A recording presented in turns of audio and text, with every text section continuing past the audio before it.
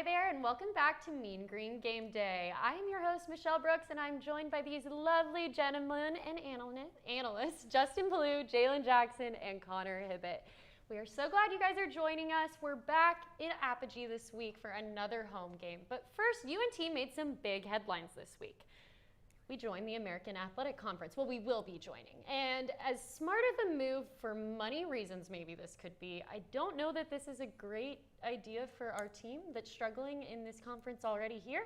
Connor, what do you think of all this? Well, at least the teams that are going to be moving into the American Athletic Conference, including us, are from Conference USA. A lot of them are. So it's not like we are simply moving into the American Athletic Conference with just us alone.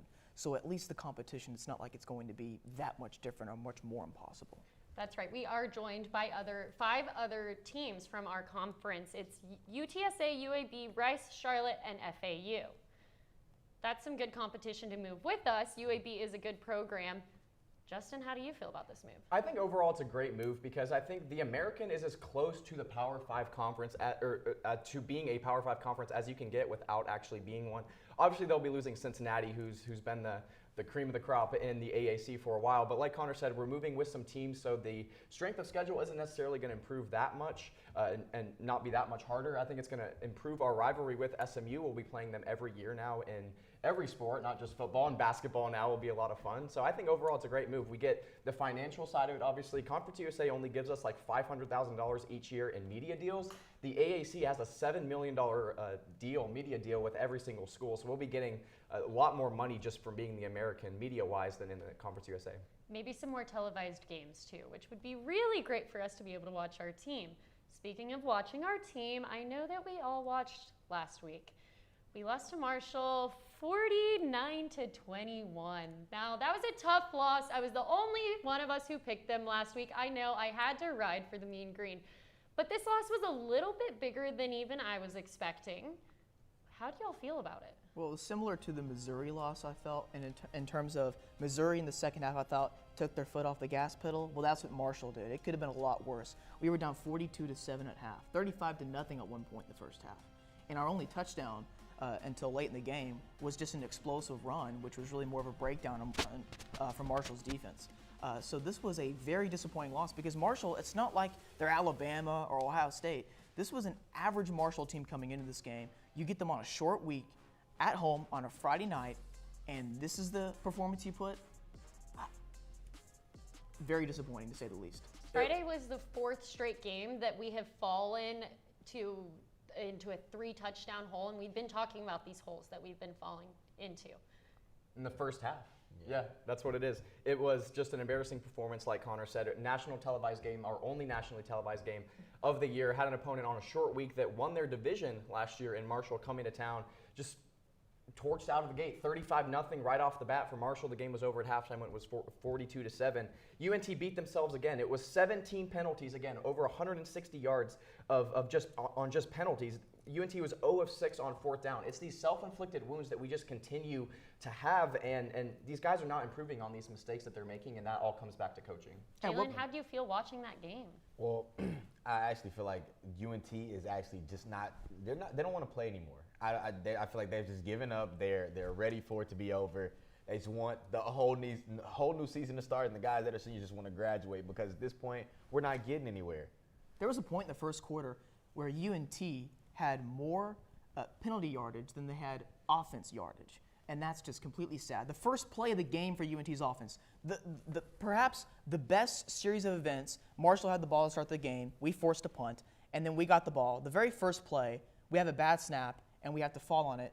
Now we're in 2nd and 25, and then the next play there's a penalty. So the next thing you know, we're backed up into our own end zone with self-inflicted wounds. I agree with Jalen that I think the team is starting to give up a little bit. There's just no other explanation for how bad we've been playing in the first half. They're not even getting up for games. They're not coming out prepared for games at all. I think for guys that have been here since the beginning of last season, it's been a really tough year and a half of football, and there's just no denying that. And I think the only way to get over this hump that we're currently in is someone in that locker room has to step up. Austin Ani is 28 years old, and I think part of the reason why we continue to start him is because he's so old. He has that experience. The coaching staff expects him to be the leader of that team. But from the rest of the players' perspective, it's hard to rally behind a quarterback that's been struggling and behind a quarterback that your team has been struggling around. So I think that's kind of the problem right now. I think other veterans in this locker room have to step up and at least try to motivate the team for the start of games. And I'm glad you brought up, I wonder what the inside of that locker room is pre-game. I wonder what it's like, because you're right, they come out here, are these guys hyped before a game? Are they excited to get out there on the field? Are they listening to their music? I don't know, because it doesn't feel like it. We turn it on in the third quarter sometimes. Could you guys stay motivated playing on a team like this? I remember talking with the road crew on game day a few weeks ago when UNT was playing Missouri, and I talked about going into that game how I thought we could start the freshman, Bryce, at quarterback, and because that would motivate the team, because it would give them a sense of change, something new, optimism, hope, reason for hope for the future. That, hey, a phrase that we've used in the last year and a half, light at the end of the tunnel. And there's been no change. The coaches have kept the same plan, and the same result has been happening for UNT. Self-inflicted wounds, too many penalties. We have been outgained by average at best teams, it feels like, week in, week out. We've played a difficult schedule, but I don't care if you play a difficult schedule. You still have to go out there and perform. And like Jalen said, UNT may have given up by now. I love the idea of starting Bryce Drummond, the freshman. I think a lot of guys in that locker room, like you said, want change, want something new to happen. Or Case and Martin, they have a lot of young guys in this quarterback room that they just haven't been playing. And I personally am worried that Bryce Drummond might transfer if we don't play him. From his perspective, he came here as a pretty highly touted recruited guy. He's not playing, and we're 1-5. I mean, if you were a quarterback, would you want to stay in that system? That's really the question that the coaching staff and that Bryce Drummond will be asking him at the end of the season. My question on Bryce Drummond, and for Seth Luttrell, honestly, Bryce Drummond was coached by Mason Fine his senior year of high school as a quarterback coach. Why not give this guy a chance? Why not? I think because you're right, Justin. He's going to leave. I think he's going to. He was so highly recruited that, to me personally, looking at his resume, why did you come to UNT? Why? Well, like Justin said, we got a thing called the transfer portal today, and if you don't give a player who thinks he's pretty good enough to start or get some playing time, and you don't give any sense of realization to him that, hey, we might be playing you this weekend, or we're going to give you a shot. If you don't give him any sign of that, they're going to hit the transfer portal, because guys want to play. And if I were in his position, I'd do the same thing. You have a beneficial thing with the transfer portal, and you can go play somewhere because someone's going to want you if you're a pretty talented kid, and he is. And when, at this point in the season, we're not really playing for anything big. If you look ahead of our games, we still have to play Liberty today. We still have UTSA coming up. It's not going to get it gets a little bit easier considering how difficult our schedule's been, but we're not playing for anything big. You have nothing to lose at this point except for new optimism. So change. But I think that's why they continue to start Austinani, because they're like, this season is basically trashed at this point, so why would we throw the young guy in there when we can play him next year? But again, the worry would be that he would transfer if we continue to struggle. But again, Austinani's 28 years old, and I think with a struggling team, that the coaching staff is expecting him to be the leader just given his age, and that hasn't really happened, at least in the win call. And when you have nothing to lose, right now, we are already losing this season. We're not playing for anything big. We've already technically lost this year. But let's not lose in the future too by not playing Bryce right now. If we play Bryce right now, perhaps it could be beneficial for the future. So let's not go 0-2. Let's go 1-1. Let's lose now but win for the future. So start Bryce. How do you feel, Jalen? You think this quarterback situation? I would feel like you should start the young guy, start Bryce, because at this point, it's nothing else that Austinani could give us. He's given us all he can, and at this point, because of the fact that we're not doing as good, everybody on the team is playing for themselves. Nobody's playing for the team anymore, because when you get to the beginning of a season, I've seen it several times in high school. When you get to the beginning of a season, you're hyped. You're like, hey, we're gonna get this dub. We're gonna get this dub. At the end of the year, when you know you're not gonna make it to playoffs, everything comes down to your own stats. So everybody's just trying to build up their own resume. See if we can make it to the draft. See if we can try to go to the NFL, see if we can, just be the best person they can be rather than just the team. What's crazy is that we're not playing Bryce Drummond because he's new, because we've started Jace Ruder, who was also a transfer quarterback. So why do we keep starting Austinani? That's really the question. Well, For me, the question is, could Bryce Drummond be our secret ingredient? I don't know, but when we come back, we're going to talk about some other secret ingredients that are making some noise in Conference USA. Stay with us.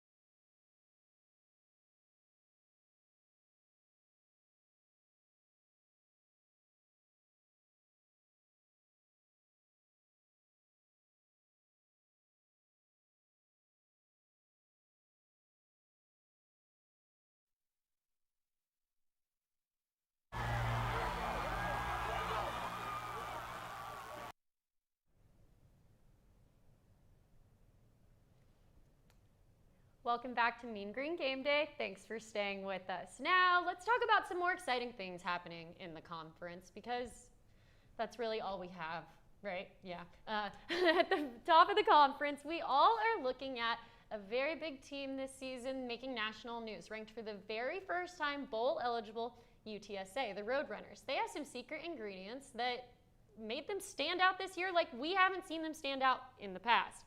Justin, what is your secret ingredient for UTSA? Well, first of all, UTSA is absolutely 100% for real in Conference USA this year and a threat to win this conference. Their secret ingredient is their veteran quarterback running back duo of Frank Harris and Sincere McCormick. I've talked about these guys a lot on the show. Starting with Sincere McCormick, he is 8th in the nation in rushing yards with 778. He's got 6 touchdowns. He averages almost 5 yards a carry. Their quarterback, Frank Harris, has a 69% completion percentage, 1,600 yards, 14 touchdowns, 3 interceptions. Frank Harris is a great quarterback at going through all of his progressions and making all of the reads before he decides to throw, and I think that's what makes him so special, and that comes back to the fact that he's a veteran in this offense. His 3rd year, both these guys' 3rd year in this offense. He's been around, made some plays with these playmakers.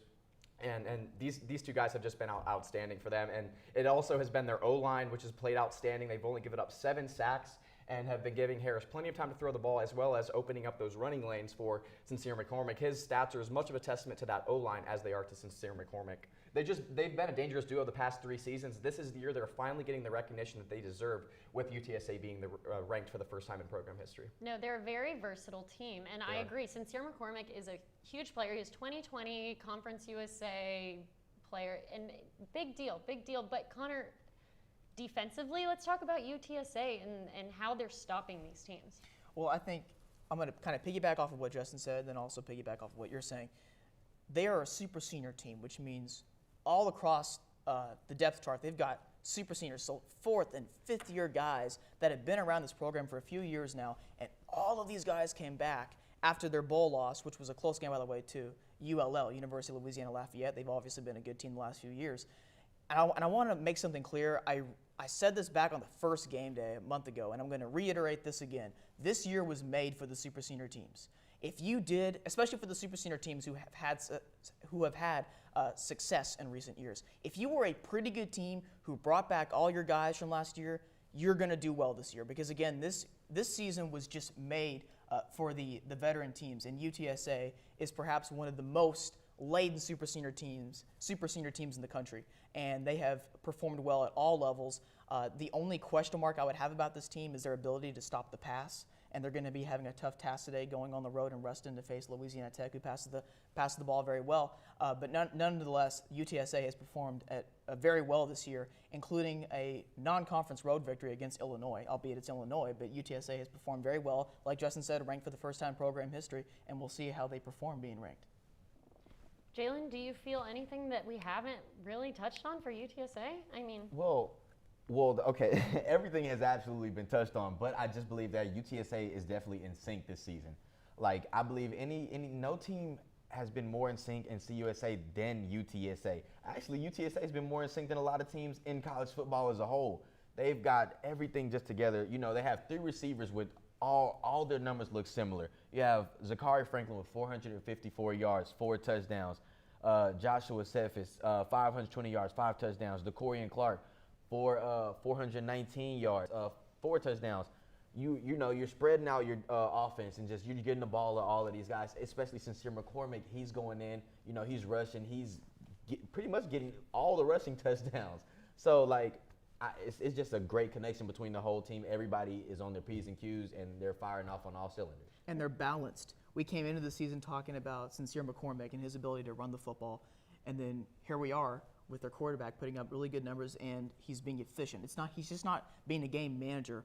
I mean, first play of the game, he'll be throwing the ball 50 yards down the field. It's just not play action. Again, he's not just being a game manager. He's actually taking it to the next level and being a first, second team all-conference USA caliber quarterback. So this has been a balanced UTSA offense so far. no, and when you have a quarterback that's efficient and on target, and it opens up your whole offense. We talked about that with OU earlier. Big deal. This is a team to watch for sure, but another team to watch. And guys, I just want to mention how I was the only one who picked UTEP last week. But we have some secret ingredients for UTEP and their success because they did win. Talk to me about UTEP. I want to see what you guys think about them now. Now that they've won, because last week you guys were saying, I don't know about this team. They might be doing all right. What's the deal with UTEP now? Y'all still feeling the same way? I still feel the same way because when I watched that game, what I saw was an unmotivated Louisiana Tech team, and I think Louisiana Tech was coming off the bye. They may have been looking ahead to this weekend against UTSA, but nonetheless, you give UTEP credit because you can't take away something that they did, which was a 16-point victory. So it's not like they won on a last-second field goal 3-2.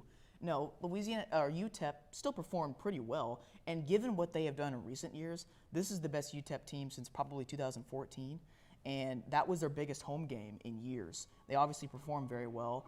They were playing, you could tell that they were just playing with an edge that I had never seen out of UTEP. So obviously give them credit, but I think the thing to point out, the secret ingredient for UTEP has been their strength of schedule. And it's not been very good. They have yet to play a team with a winning record, albeit Louisiana Tech, their losses are to good teams, but we'll see how they do in the second half of the season down the stretch.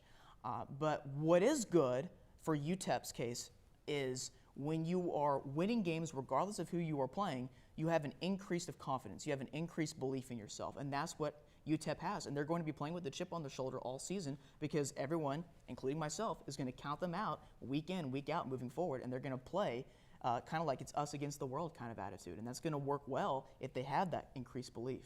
Shout out to UTEP for being bowl eligible, 6-1. How about that? That's what I was gonna say. Their secret ingredient has been winning games that they're supposed to win. You mentioned the weak strength of schedule. They are 128th out of 130 FBS teams in terms of strength of schedule. But you can only play who's on your schedule, and it's not like they're sneaking out these games. They're dominating their opponents that they're supposed to. They're winning the games that they're supposed to win and that they're favored in. So I mean, credit UTEP. That game against La Tech last week won't boost their strength of schedule with La Tech having a losing record. But like Connor said, very impressive performance in all capacities of that game. Offense, defense, UTEP just dominated. So we'll see how this goes down the stretch of the season. They're at FAU next week. They play UTSA the next week, and then they close the season against UAB. Those are the 3 games that we'll find out just how for real UTEP is. I do agree with that, and I think it also comes back to leadership. Their head coach, Dana Dimmel, he's been there since 2017 before he was at Arizona. He accrued the most wins of any offensive coordinator from 2011 to 2017. He also was the offensive coordinator for Rob Gronkowski, and I know you guys know how I feel about Rob Gronkowski. So I honestly feel like with a coach like this, it took him a minute to get his team under control, and now they're out here and they're playing well with good chemistry. You're right, Justin, they're winning games that they need to win, that they should win. And guess what? They're a super senior team. They've got a lot of seniors across their roster. So again, these teams that are kind of surprising this year, I guarantee you it, without even looking at their depth charts, they're a super senior team, because this season, if you're a veteran-heavy team, it's kind of made for you. Yeah, and I honestly feel like with Gavin Hardison, he's been doing this thing 1,549 yards. But his main target is Jacob Cowing, who was sitting at number 2 behind Jalen Darden last year in Conference USA. But Jacob Cowing, he has a chip on his shoulder. He wants to move to that number 1 spot this year. He has actually half of Gavin Hardison's receiving yards with 775, and that is absolutely amazing. But I feel like that is their secret ingredient, because the day that someone is able to stop Jacob Cowing is the day that they'll be able to slow them down. This is a good disciplined team, and I'm excited to see where they end up. One other team that we're going to touch on really quick is UAB. I've read a lot this season, and I've watched UAB play, and don't get me wrong, they're good in the conference. A lot of people are arguing that this isn't really a good football team overall. Do you guys feel that way? I don't. And I would say their secret ingredient has been their defense and their quarterback that just does enough. With their defense, they have statistically the 30th best defense in the nation and the second best in Conference USA, but the first best in Conference USA is UTEP, and we mentioned their strength of schedule. UAB has played Georgia and Liberty in non-conference to sort of skew their stats. So the fact that they're second best in Conference USA given their opponents has been very impressive. I see them as the best defense in conference. They get a ton of pressure on the quarterback. They get a ton of penetration into the backfield and just cause commotion. They give up 110 rushing yards a game and only 320 total yards a game. And most impressively, they average 19 points per game given up. And when you take into effect the fact that they got blown out by UAB by 49 points and to Liberty by 24, that just shows how dominant their defense has been in the games that they've won. So very impressive stuff from UAB. And with Dylan Hopkins, he's a pretty solid above average quarterback that can make the necessary throws. He's not going to make any highlight reel plays, but he does just enough for the Blazers to be successful. For me, my secret ingredients for UAB are Bill Clark, their head coach, and then great defense, piggybacking off of what Justin just said. This has been a team every single year under Bill Clark, no matter what they have returning, no matter what they lose, they are the most consistent team in Conference USA. I remember back in 2018, they had a super senior team. Of course, I guess it was just a senior-laden team back then. And they lost a truckload of seniors going into 2019. Last in returning production in the country, returned about 33% of their production, which is very, very low. And they still played in the Conference USA Championship, albeit whenever they faced a good team that season, they didn't look that great. But they found a way to beat a Louisiana Tech team that season whose quarterback was out when they faced UAB, so UAB snuck into the CUSA Championship that year. But every year, UAB just performs at a very consistent level. And what Justin was saying, UAB gets a lot of pressure on the quarterback. What they do differently, what I love about their defense, all these defenses across college football, they play a bend, not break style. They'll give up all the yards, and then they try to play tight and situational football, red zone defense. But UAB plays press man coverage all across the board. They come after you, and they are aware of who they're facing. So it's not just, you see some coaches out there who, they play their brand of football no matter who they're playing. We're still going to do our thing. UAB adjusts to who they're playing, and that's what I love about Bill Clark. That's what I love about their defense, and that's why they are so consistent, because they are aware of who they are playing, and they can adjust. The best teams in the country can adjust. I agree. This is a good team to watch, especially in the conference. Their consistency every year is always good. I agree. Now, when we come back, we're going to touch on something a little bit more exciting, what everyone loves to talk about, playoff predictions. We're a little more than halfway through the season, and we're going to tell you who we see standing at the end. Stay with us.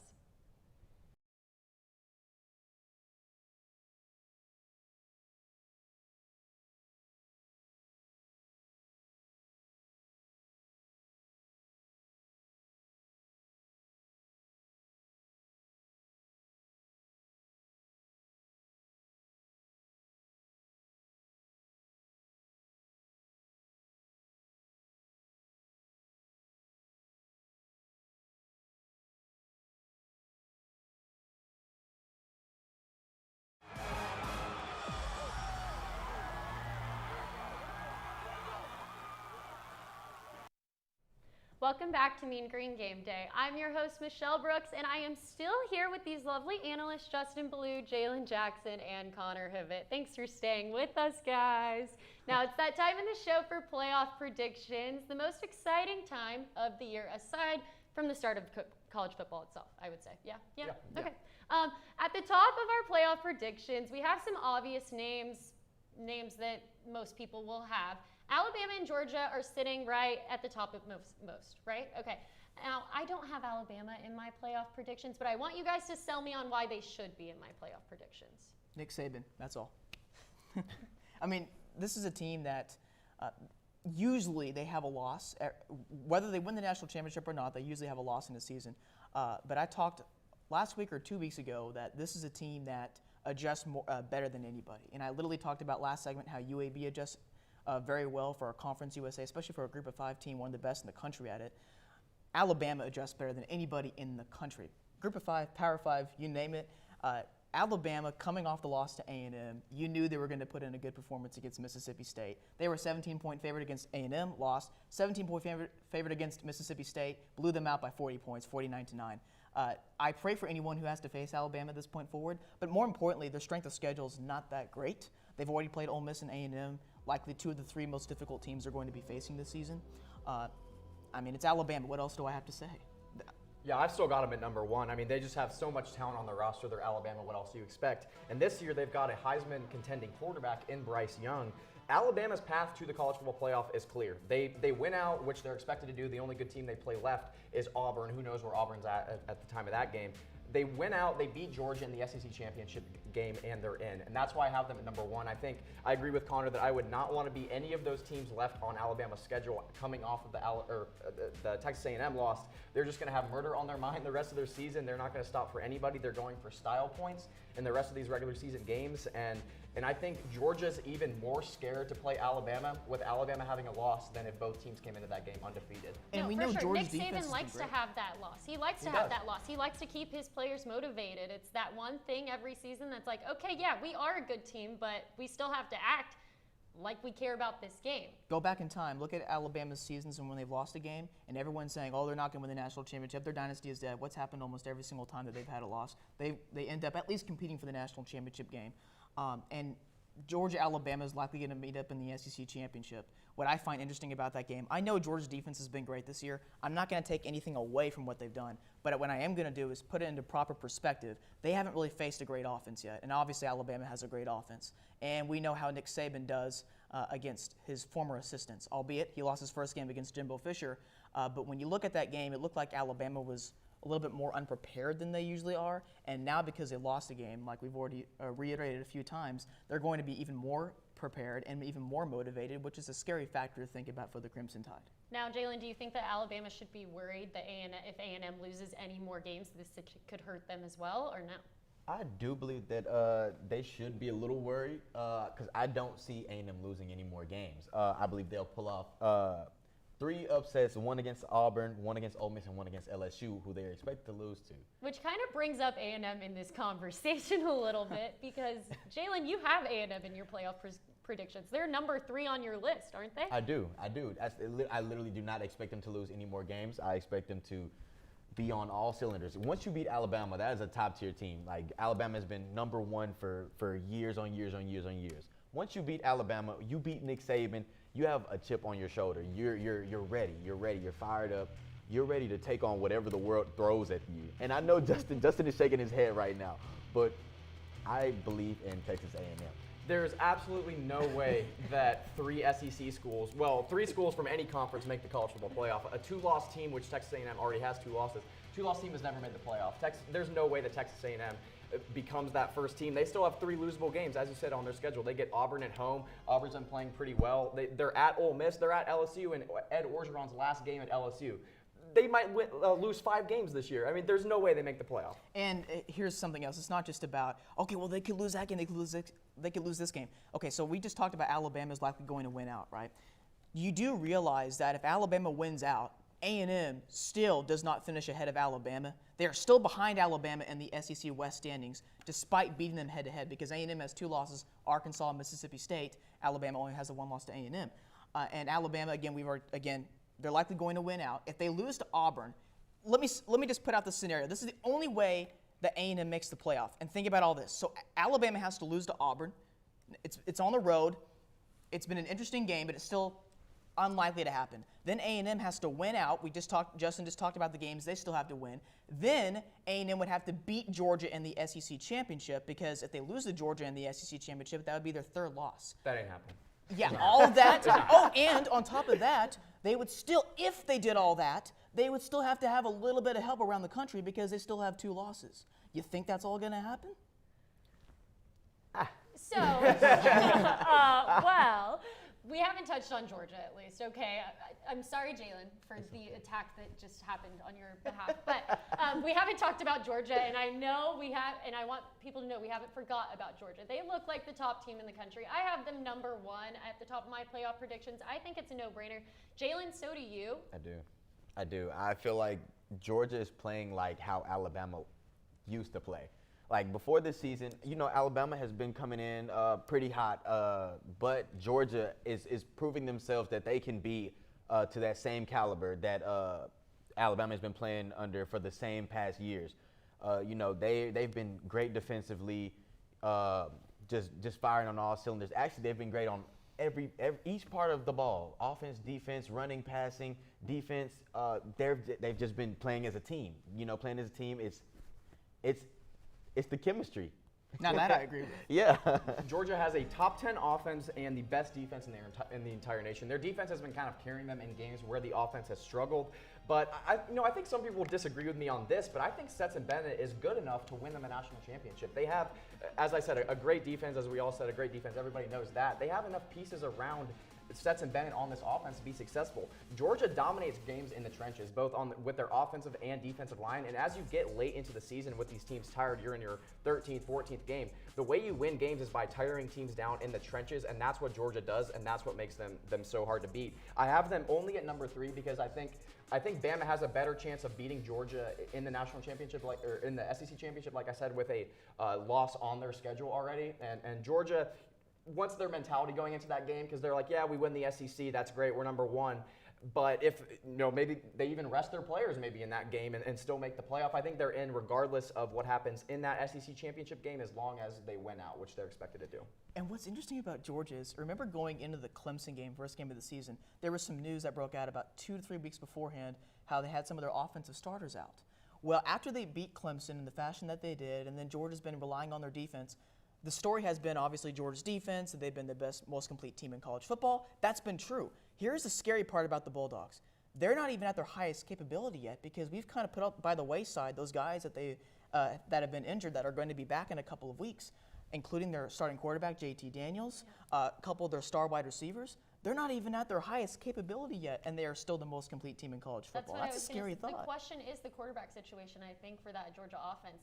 The defensive line for Georgia is outstanding, and they are going to win them that national championship if they do win that. But I know you like Stetson Bennett a lot. I do. When you're at number 1 and there's still quarterback questions, that just shows how good this roster is. I mean, the fact that we're even questioning how good Stetson Bennett is, they're the number 1 team in the country. That just shows how much talent they've got. Yeah, they're just okay, got so much Connor, depth. you agree with the Stetson Bennett take then, because you just. Yeah, I think Stetson Bennett can win them a championship, but they would have to play tremendous defense, and that's going to be very, very difficult when you're playing great offenses. The 2011 Alabama, like Justin said, or like Jalen said, I agree with how this Georgia defense and Georgia team this year is playing like the old Alabama. I totally agree with that. The problem with that today is that the 2011 Alabama, 2011 LSU kind of games, 9-6, great defense, mediocre offense, that doesn't win you championships anymore. That might win you 10, 11 games if your schedule's beneficial for you, but it doesn't win you championships.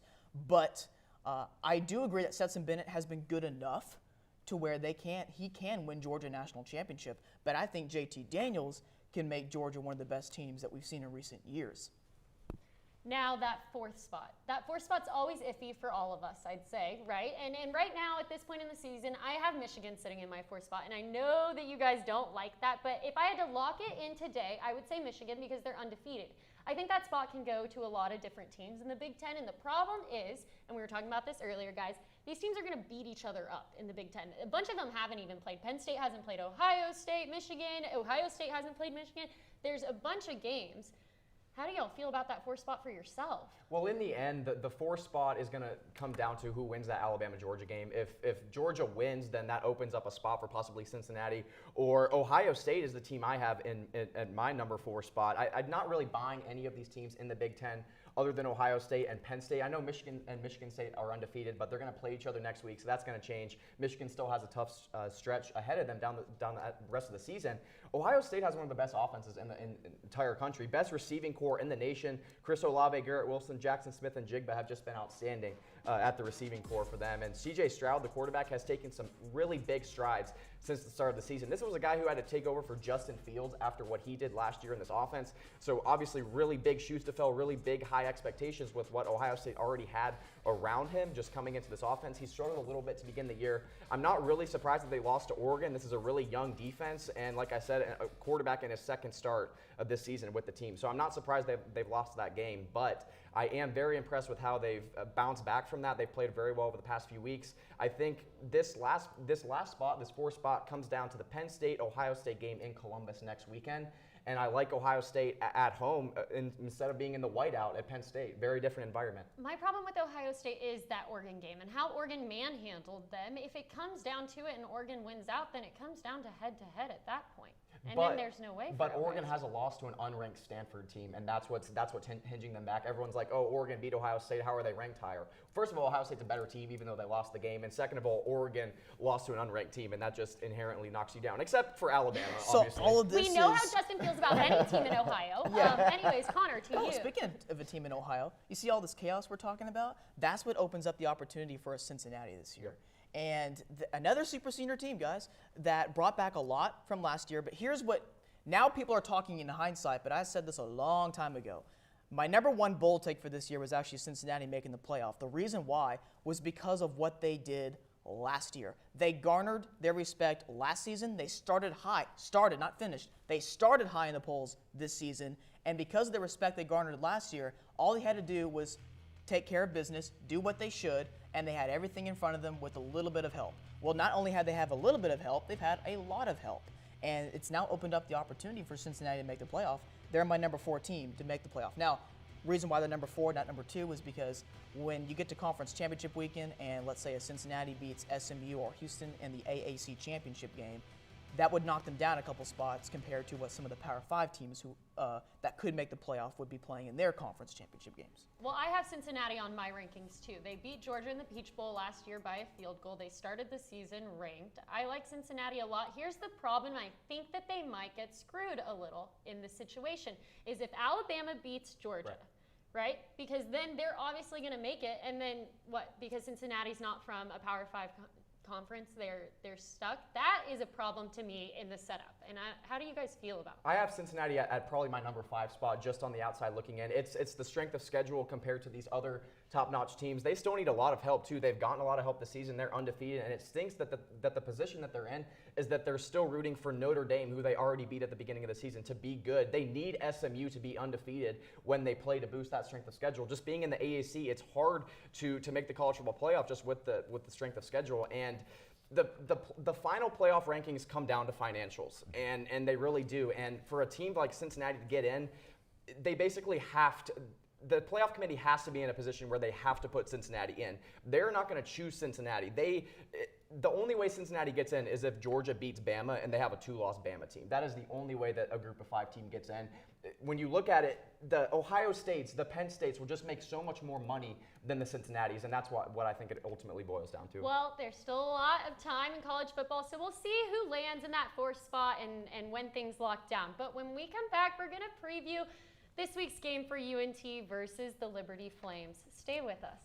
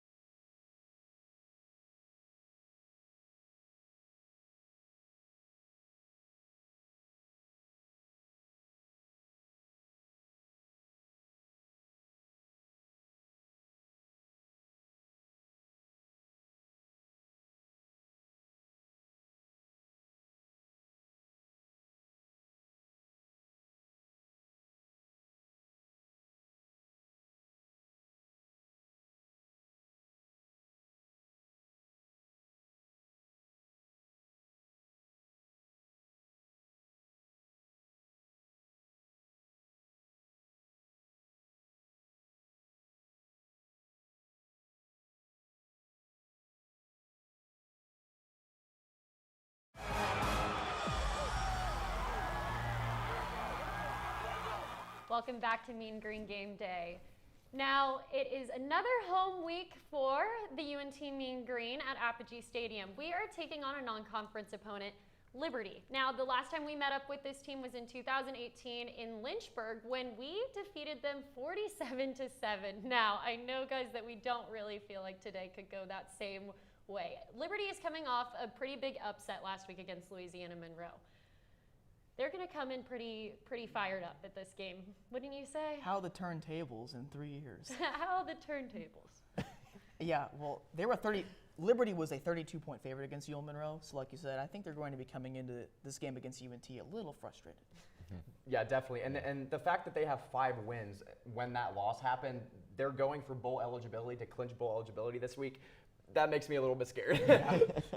Jalen, how do you feel about the matchup? I feel like I'm scared for UNT, really. That is really just my biggest thing. I just need us to come together for at least one game. Well, the Flames took on UAB a few weeks ago, and they beat them 36-12. So, yes, a little frightening. But on the other side of the field, let's talk about the Flames. They are led by someone we're kind of watching on the Heisman list, okay? Tell me a little bit about Malik Willis. Well, I'm actually looking for Malik Willis more in the NFL draft than I am in the Heisman race. I think he has a pretty good chance of being a first-round pick, maybe second-round pick. I think he's the type of quarterback that in the draft a team will reach for, especially with the quarterback draft this year being a little bit weaker. Someone's going to reach on Malik Willis. So this guy might end up being a first-round pick. So I'm excited from that aspect that he's coming to Apogee. We'll get to see him. He's got great size, great speed, great arm strength. And I think those are all things that make a good NFL quarterback. He's 6'1", 215, and an electric playmaker. 66% completions on the year, over 1,400 yards, 14 touchdowns, 6 interceptions. His rating of over 161 ranked 16th best in the entire nation among quarterbacks. He's also lethal as a runner. He's a dual threat, 655 rushing yards, 6 yards a carry, 9 rushing touchdowns. Has a little bit of Lamar Jackson in his legs. When I watch him, I'm like, looks a little bit like Lamar. He does. He's right up there with the best quarterbacks in this draft. I would probably have him third behind Matt Corral and Sam Howell, depending on if they declare for the draft or not. As it's playing out now, that's kind of where I see him. Very weak quarterback draft compared to recent years. I think a team like Chicago, when they went up and got Mitch Trubisky, something's going to happen with that. Someone might end up trading up for this guy in the future. He's just an exceptional playmaker, and I'm scared for our defense today. Yeah, I totally agree. Now, Malik Willis was a transfer from Auburn a few years ago, and now he's coached by Hugh Freeze, former Ole Miss coach, now the head coach for Liberty. He's one of the few quarterback gurus in the country, if you will, with Hugh Freeze. So he's obviously built up Malik Willis into one of the higher caliber quarterbacks in the country. And it scares me because, again, we talk about a Liberty team who's frustrated. You know they're going to want to perform well today. And when you have talent on your team to couple with that, it's a scary thought for a defense who struggles to stop average quarterbacks. We talked last week how we thought we could contain Grant Wells. He had thrown more interceptions than touchdowns. We made Grant Wells look like a Heisman contender. Well, this is a legit Heisman contender in Malik Willis. So what is he going to look like against us? If he's playing in the fourth quarter today, I think that's a good sign for North Texas because they might go up so far in the first half. You mentioned 4 straight games for UNT being down 24 or more points in the first half. If that happens today, they might just take him out. I mean, why risk him and the future of this team, especially if they're going to be bowl eligible? They might just take him out. Well, obviously a key player for Liberty, but who's another key player on this team that we need to be aware of today, Jalen? Well, I actually don't have any more key players for Liberty, but I do have key players for UNT. Okay, who do you think's going to do it for the Mean Green? I would put this game on DeAndre Torrey. Whenever the Mean Green has struggled with, we've struggled with the whole season. When in doubt, give it to DeAndre Torrey. DeAndre Torrey rushed for 179 rushing yards last week, and that is out of 277 for the whole game. And he's just been a phenomenal running back throughout this season. Whenever we couldn't depend on the pass, which we haven't, we've depended on DeAndre Torrey, and he's gotten it done. He's been the reason that we have majority of our points. So I would give it to DeAndre Torrey. I agree with that. He's 7th in the nation and leading Conference USA in rushing, 780 yards on the season. He has 6 touchdowns, 6 yards a carry too. And that's a little bit skewed because he keeps breaking ones late in the game where the game's already over at that point. Yeah. But nonetheless, impressive numbers. He had a 75-yarder and a 51-yarder last week, running-wise against Marshall. Pretty good game from him. We've been getting the ball early in games, but we've fallen behind so far in games that we just have to abandon the run game and throw the ball more. So I think if we find a way to just get him involved for all 4 quarters. Run the ball with him, throw him some screens, do whatever just to get the ball in his hands for all 4 quarters of this game. I think we have a chance to score some points. No, I agree on that statement by both of y'all. DeAndre Torrey is probably the most consistent player on our team right now, and we need him to step up even more so, I think, and try to lead this team. We were talking about leadership earlier. It's not Austin Ani doing it for these guys, so maybe DeAndre Torrey can come out here and put something in these guys today. Who else do you guys have today for your key players to this game? Anyone on UNT side? Well, not anyone in particular, but I think kind of piggybacking off of DeAndre Torrey, when you give DeAndre Torrey the ball, that means the clock is going to be running because you're running the football. What happens when the clock runs and you have the ball? That means the opposing offense is off the field. That means in this case, Malik Willis is off the field. So perhaps the best game plan for UNT in this game is to not get exposed, which would be keeping their offense off the field. So give DeAndre Torrey the ball. Run the ball and run the play clock down to 40 seconds on every play, just so that Malik Willis is off the field. Yeah. I'm totally cool with that. But aside from Malik Willis with the Flames, I'm looking at their running back trio: Joshua Mack, TJ Green, Shedro Lewis. Now, Joshua Mack is going to be their main guy, but they're going to play and feed all 3 of these guys. All 3 guys over 200 rushing yards on the season. Between the 3 of them, they get 4 yards a carry and a combined 6 touchdowns. Each of these guys really has their own unique skill set and different things that they bring to the table. And I think head coach Hugh Freeze does a great job of finding ways to get all of them involved and utilizing each one of their skill sets. So I'm looking at this Liberty backfield as well as the UNT backfield as my 2 key matchups to watch for. So guys, this is going to be a tough game for UNT today. How do they come back from this next week against a Rice team that they have a chance against? That's going to be interesting because we'll see how much fight they have left in them, because you're going to be talking about a team that has 1 win on the season, we are not likely going to win this game against Liberty. So that's going to be an interesting mentality check for UNT. It's going to take a lot just to have a chance today against Liberty. I mean, you have to stop beating yourself with penalties, with self-inflicted wounds. We average 9 penalties and 80 penalty yards a game. I mean, that cannot happen. I mean, I get we played a tough schedule, we played a lot of tough defenses, but that is just a recipe for disaster. You have to be mentally and physically prepared at the beginning of games to get out there and start playing and not be down 24 points right at the get-go. So it's just these self-inflicted wounds that we've continued to see throughout the entire year that have to improve for us to even stand a shot today. UNT has had similar numbers in the first half the last couple of weeks with penalties in the first half and first downs in the first half. That's embarrassing. Right. Yeah, it's very, and I believe that, you know, with us being we've been very lackluster team. We've only had 1 guy on defense doing actual work, which is KD Davis, and we still struggle because no one else is matching his defensive stats on defense. So everybody's just been blowing through us like wind.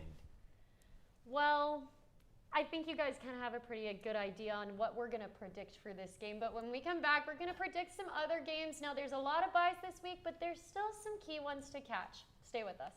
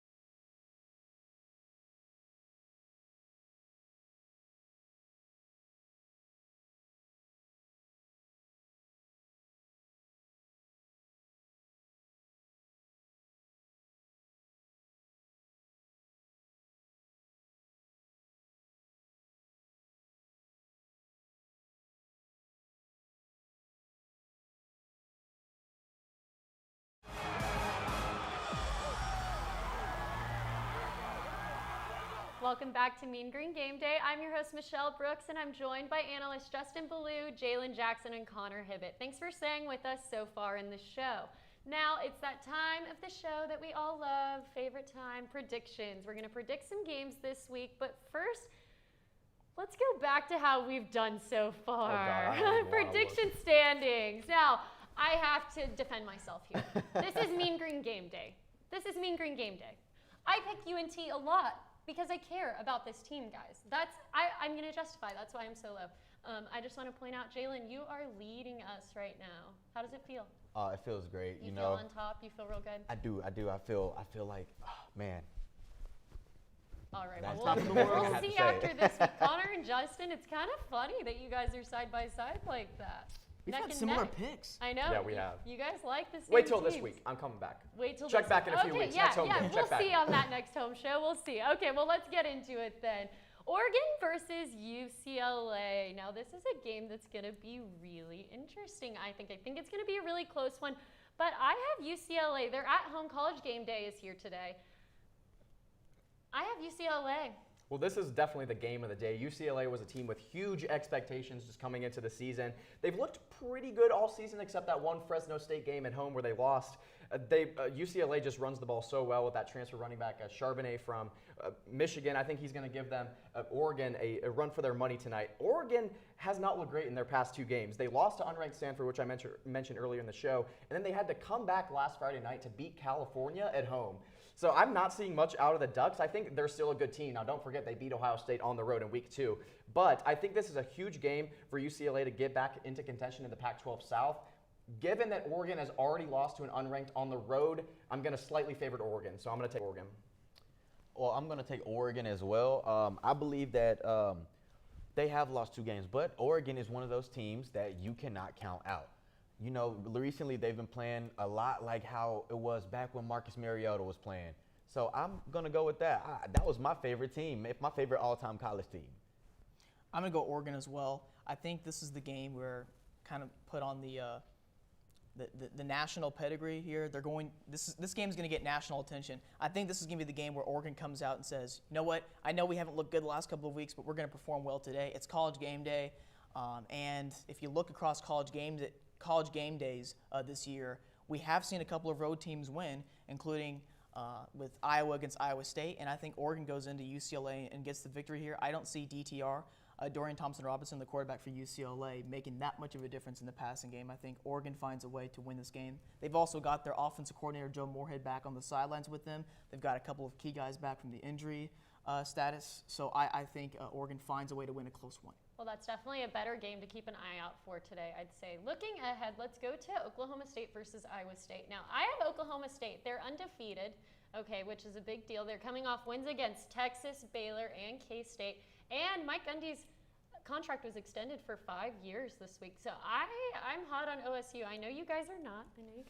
Well, they did not deserve to win that game against Texas last week. They didn't move the ball well at all. Their defense just has had to carry them all season long.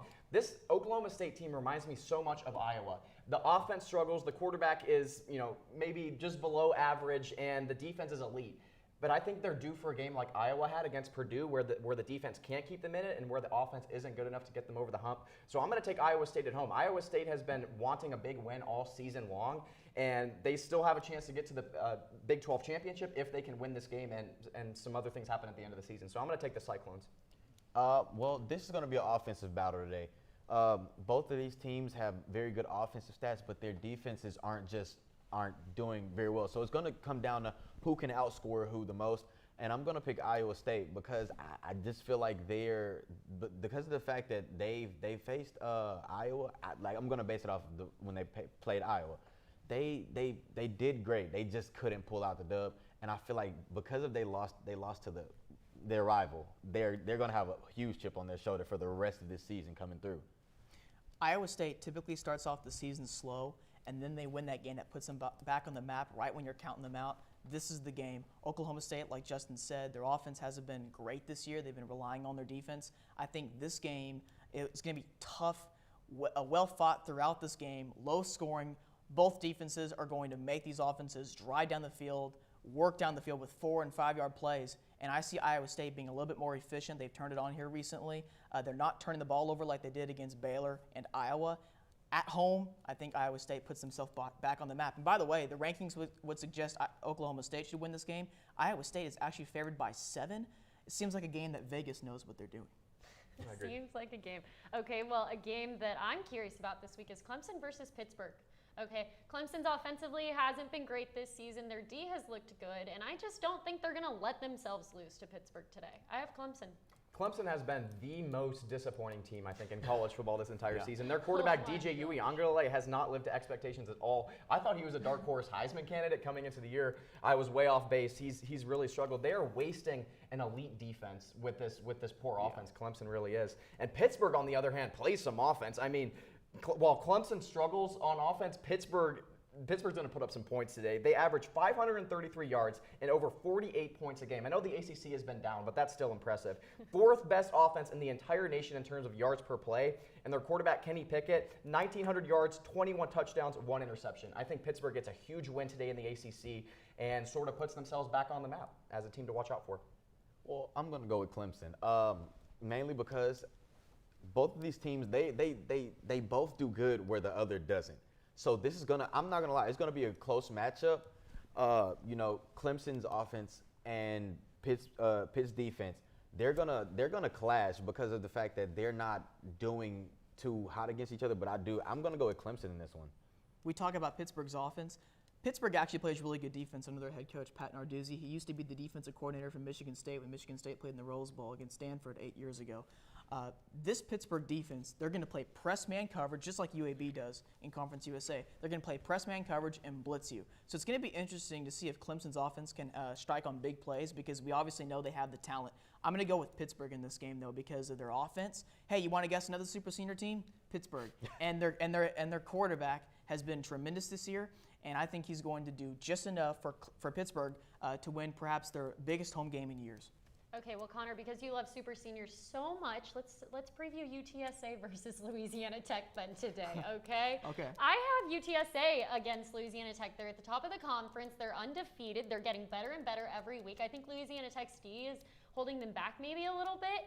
I have UTSA no-brainer today in this game. Sneaky good game in Conference USA. This one's going to be. UTSA, obviously, we mentioned them being ranked for the first time in program history.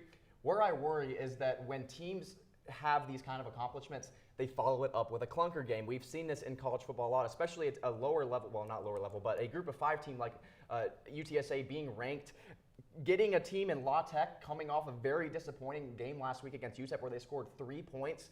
I think La Tech bounces back today, and I think UTSA bounces back next week and in the future. But I just think UTSA has been hearing how great they are all season long. Now they're ranked. They're going to follow it up with a clunker. So I'm going to take La Tech. Well, I don't. I believe that, because I believe that UTSA is the best team in Conference USA, they've been in sync all season. They've been moving the ball. They've been stopping the offenses. I'm going to go with UTSA. I don't believe that they will fall short for the rest of this season. I believe that they're the team to beat. I think there's a reason why Justin and I are tied. I think we look at each other's prediction sheets because I've also got Louisiana Tech in this game. Justin's right. This is a sneaky good game. Okay, so a couple weeks ago, we saw Appalachian State lose by 4 touchdowns to ULL. And what did they do just a few nights ago? They beat Coastal Carolina. They responded well. Well, Louisiana Tech is coming off of a disappointing performance against UTEP. Again, I think that was them really looking ahead to UTSA. UTSA is ranked. We're going to see how they perform while being ranked. I still like UTSA to win Conference USA, or at least to get to the Conference USA championship. But I think they drop a game, and I think this is it. Louisiana Tech is a very difficult team to play at home. I think we need a different strategy with our predictions since we're at the bottom. We sure might, but so will I, and I'm going to take my own advice on changing my strategy today. Okay, against UNT and Liberty. I am going to take UNT, unfortunately. No, I'm just kidding. I'm taking Liberty. I think the obvious choice here today is Liberty. I'm sad about it, but it's the truth. Like I said, I hope Malik Willis is playing in the fourth quarter. I hope this is a game through the first half. I think Malik Willis is just too much for this defense. We struggled against Marshall last week, 35 points right off the bat, so I can't even imagine what today's going to be like. Give me Liberty. I'm going to take Liberty as well. I do not think our defense will be able to keep up with Malik Willis, and I don't believe that our offense will be able to pull it together this week either. So, real quick, Connor, who's your team? Liberty, Liberty, Liberty, Liberty. All right, well, give me Liberty or give me a UNT death. Liberty over death. Yes. Yes. Thanks for joining us today on Mean Green Game Day. You can catch the game at 3 p.m. on ESPN Plus or right here at Apogee Stadium. And don't forget to follow us on Twitter and Instagram at NTTV_sports. We'll see you next week for an away game.